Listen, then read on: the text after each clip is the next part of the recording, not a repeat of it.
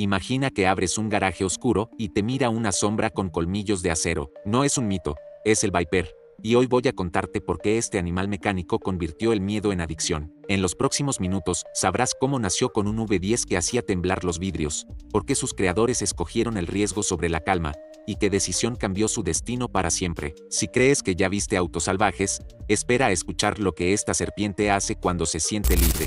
Todo empezó con una provocación, y si volvemos a construir un deportivo como antes, brutal, directo, sin disculpas, mientras la industria abrazaba ayudas electrónicas, un pequeño equipo eligió lo esencial, un chasis rígido, curvas tensas, llantas anchas, y al centro un corazón gigantesco. La meta era simple y feroz, que cada milímetro del acelerador se sintiera en la nuca. Nada de redes que te salven, el volante no negociaba, mandaba, y quien no obedeciera, que no se atreviera a subirse. La primera vez que cobró vida, el taller olió a gasolina cruda y metal caliente. El V10 no pedía permiso, imponía silencio. No se trataba de cifras frías, sino de una sensación que partiera la noche en dos. El capó vibró como un tambor de guerra y todos entendieron que aquello no era un producto, era una declaración. Tus manos podían temblar, el auto no. Era tosco, sí, pero honesto, y esa honestidad valía más que cualquier adorno cromado. Pero un juramento no vale sin asfalto. Lo llevaron a la pista y lo soltaron como se suelta a un depredador. El rugido cruzó las gradas y se metió en el pecho de todos. A media recta, cuando el mundo se hizo pequeño y el horizonte se estiró como un arco tenso, ocurrió algo que nadie esperaba. El Viper no solo corrió, exigió una respuesta, porque hay máquinas que te llevan, y hay máquinas que te revelan. Y en esa primera vuelta nació la pregunta que abre la siguiente parte. ¿Estás listo para pagar el precio de una verdad incómoda que muy pocos están preparados para oír? La verdad incómoda era esta: el Viper no te hacía mejor piloto, te dejaba sin excusas. Si ibas rápido era mérito tuyo, si salías de pista también. Por eso muchos lo amaron y otros lo temieron. Nació como un experimento que recordaba a los roadsters crudos, con un interior que no pedía perdón y un calor que subía desde el túnel como un volcán. No llevaba lujos, llevaba intención, y esa intención era tallarte carácter a golpes de acelerador. Para entender su filosofía hay que mirar a los que lo parieron. Ingenieros obsesivos que creían en la simplicidad y leyendas que sabían escuchar al instinto. El prototipo apareció y no necesitó discursos. Era rojo musculoso, casi primitivo, y aún así tenía la precisión de una herramienta. Salió a la calle y la gente no veía un auto, veía una criatura. Donde otros prometían seguridad, este prometía verdad. Luego llegó la silueta de techo largo, una espalda ancha, franjas que cortaban el aire. El Viper maduró sin traicionarse. Aprendió a frenar mejor, a doblar con más limpieza, a domar su furia sin apagarla. Las pistas se convirtieron en su lengua y habló con fluidez. En carreras de resistencia, demostró que no era solo espectáculo, era disciplina. Podía aguantar horas rugiendo, mordiéndose el agarre curva a curva, sin perder la esencia. Y en la calle, cada semáforo se volvía confesionario. Hubo quienes lo compraron para exhibirse y terminaron descubriendo que el Viper te desnuda, te hace responsable de tus decisiones. Por eso su comunidad se pareció más a una hermandad que a un club. Se compartían trucos, cicatrices y rutas de madrugada. Sabían que la máquina premiaba la humildad y castigaba el ego. Sin embargo, algo cambió alrededor. El mundo pidió filtros y asistencias que prometen invulnerabilidad. El Viper se mantuvo fiel y pagó el precio. Pero antes de hablar de números y récords y una verdad que puede sorprenderte, necesito que respires hondo,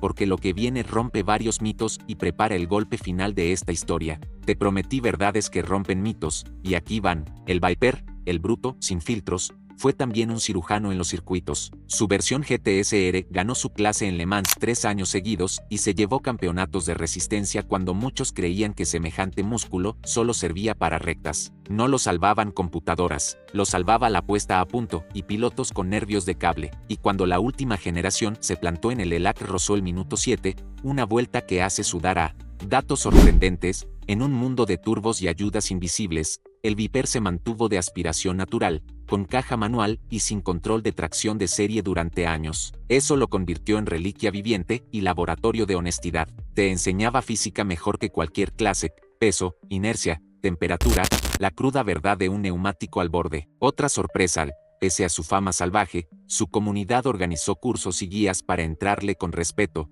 convirtiendo el miedo en método. Pero la industria cambió el idioma, emisiones, normativas, Ventas, algoritmos que dictan tendencias. La serpiente resistió cuanto pudo hasta que la realidad financiera mordió más fuerte. Aquí llega mi conclusión poderosa: el Viper demostró que la autenticidad tiene un costo, pero también un eco. No murió por irrelevante, murió por coherente. Fue la negativa a diluirse lo que lo hizo leyenda.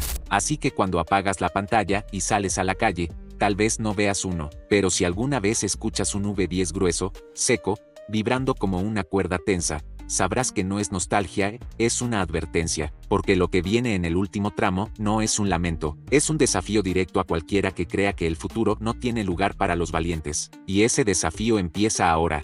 Prepárate, en la última parte oirás el rugido que cambió destinos y entenderás por qué despedidas encienden comienzos. Ahora te contaré cómo una última edición se volvió grito y por qué cada arranque divide a los creyentes. Yara, el desafío era sencillo: construir una Viper final. Ingeniería y corazón trabajaron como si el tiempo apurara una sentencia. Nació una edición que no pidió permiso, perfiles más precisos, suspensión afinada, frenos que mordían, y aún así mantuvo el V10 aspirado porque renunciar a eso hubiese sido traicionar su esencia. Añadieron sutilezas que pulieron carácter sin diluir fuego. La presentación fue en una pista nocturna, lejos del brillo de los salones. Llegaron los pocos que entendían y quienes querían comprobar si seguía existiendo verdad. Al arrancar, el aire pareció plegarse.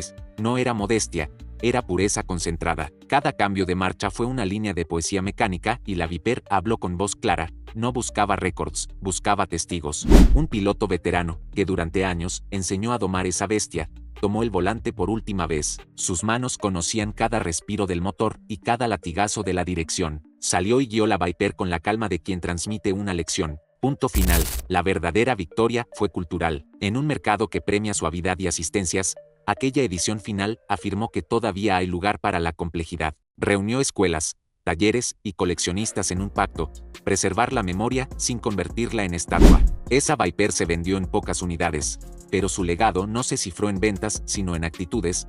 Niños que estudian termodinámica para entender un V10, jóvenes que piden instrucción en pista antes de presumir, ingenieros que rescatan métodos antiguos y los rehacen más seguros. El animal mecánico no murió, cambió de voz. Al final quedó la pregunta: ¿preferirás un mundo cómodo o uno que te exija? Si eliges comodidad, perderás la posibilidad de exigirte. Si eliges lo otro, quizá pagarás el precio del error, pero ganarás una forma más honesta de vivir. Cuando alguien gire la llave y escuche ese rugido puro, entenderá que no era solo un sonido, era una invitación a no mentir. Si esta historia del Viper te hizo sentir el rugido en la piel, imagina lo que viene. Suscríbete ahora y únete a quienes buscan la verdad detrás del volante, porque aquí no solo hablamos de autos, aquí despertamos leyendas. ¿Estás listo para la próxima? Nos vemos pronto.